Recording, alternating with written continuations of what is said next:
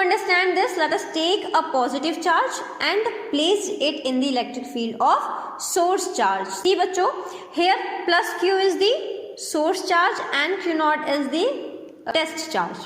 And as we know that if any charge is placed in the electric field, then it experiences a force. We have already studied that बच्चों कि अगर कोई positive charge होता है और हम उसको इलेक्ट्रिक फील्ड में रखते हैं, then it experiences a force in the direction of electric field, and if a negative charge is placed in the electric field, then it experiences a force in the opposite direction of the electric field. Here the force experienced on the test charge is F E vector. It is denoted by F E vector.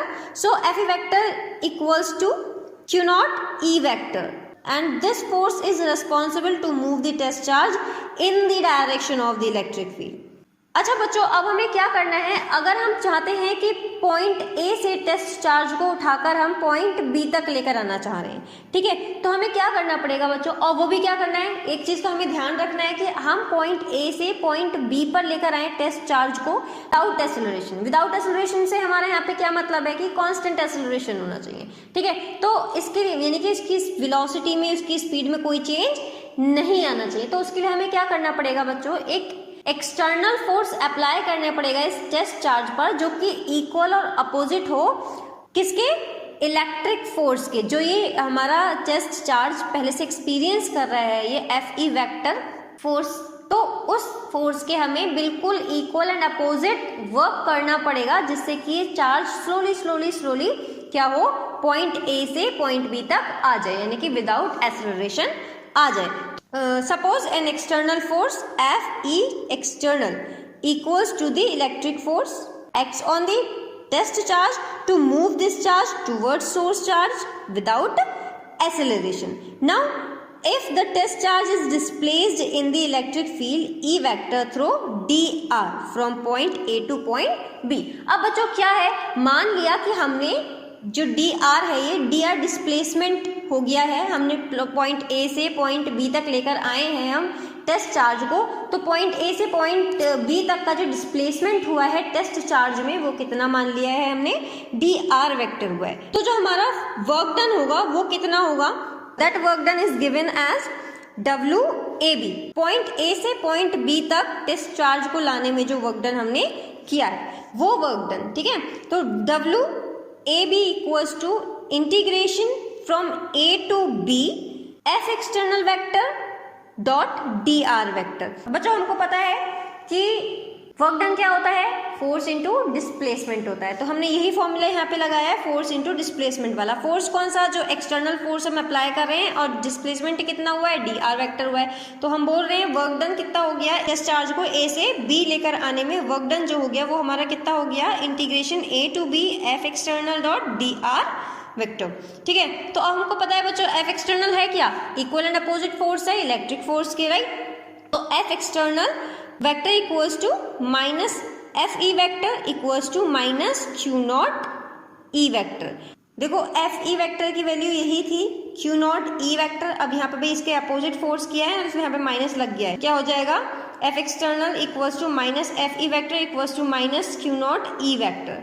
Now इस value को हम क्या कर रहे हैं, F external की इस value को इस वाली इक्वेशन में, अब इक्वेशन में पुट अप कर देंगे, तो हमारा WAB क्या बन जाएगा, work done, WAB equals to minus integration A to B Q naught E vector dot dr vector equals to minus Q naught. देखो क्यू नॉट को हमने क्या कर दिया, बाहर ले आए, क्योंकि ये कांस्टेंट टर्म है ना, चार्ज थोड़ी ना इंक्रीज हो रहा है, ठीक. तो हमारा क्या हो जाएगा, क्यू नॉट बाहर आ जाएगा इंटीग्रेशन से. सो it becomes minus q naught integration A to B E vector dot dr vector. Here this work done gives the electrostatic potential energy difference of the test charge between the points A and B. So we can write it down as WAB equals to potential at point B minus potential at point A. देखो बच्चों, final position हमारी point B थी ना, तो potential test charge का potential point B पर। हम क्या करते हैं, जब डिफरेंस निकालते हैं तो ज़्यादा वाले में से कम वाले को माइनस करते हैं। वैसे ही फिजिक्स में हम क्या करते हैं, फाइनल वाले में से इनिशियल वाले को माइनस करते हैं। तो हमने क्या किया, फाइनल पोजीशन हमारी क्या थी, बी पॉइंट था, और इनिशियल पोजीशन क्या थी हमारी, ए पॉइंट था। तो हम बी में से ए को माइनस करेंगे, तो पॉइंट बी पर जो टेस्ट चार्ज का हमारा पोटेंशियल था वो कितना है, यू बी। तो U B minus U A equals to minus integration A to B Q naught E vector dot D R vector.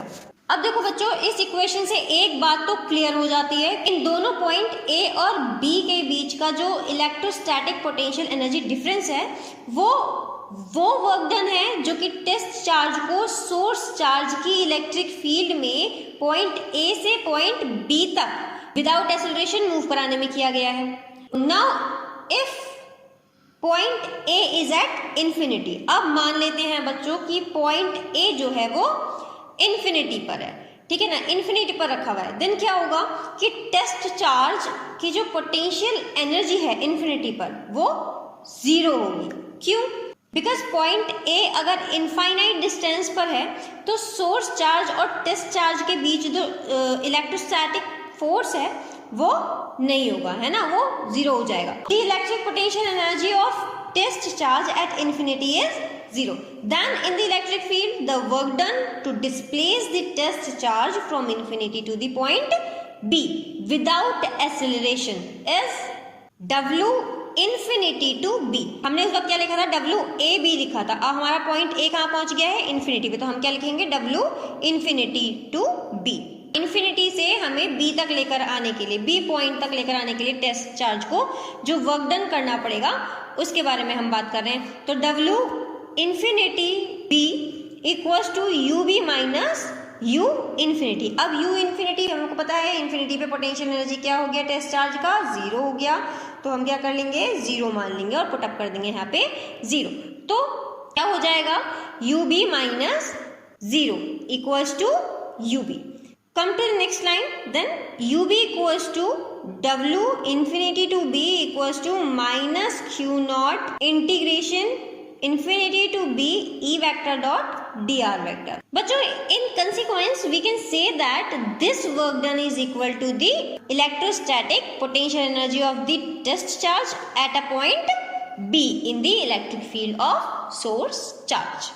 Now come to the important points. बच्चों here जो हमने ये बोला है कि integration A to B E vector dot D R vector, इसकी हम बात कर रहे थे। तो ये है क्या, ये लाइन इंटीग्रल है इलेक्ट्रिक फील्ड इंटेंसिटी का। इलेक्ट्रिक फील्ड इंटेंसिटी हमारी पॉइंट ए और पॉइंट बी के बीच है, उसका लाइन इंटीग्रेशन है, ठीक है ना, लाइन इंटीग्रल है। सेकेंड पॉइंट पे आते हैं। हमको पता है फोर्स, जहाँ जिधर फोर्स लगता है उधर डिस्प्लेसमेंट होता है, और फोर्स इंटू डिस्प्लेसमेंट क्या हो जाता है, वर्क डन हो जाता है, राइट।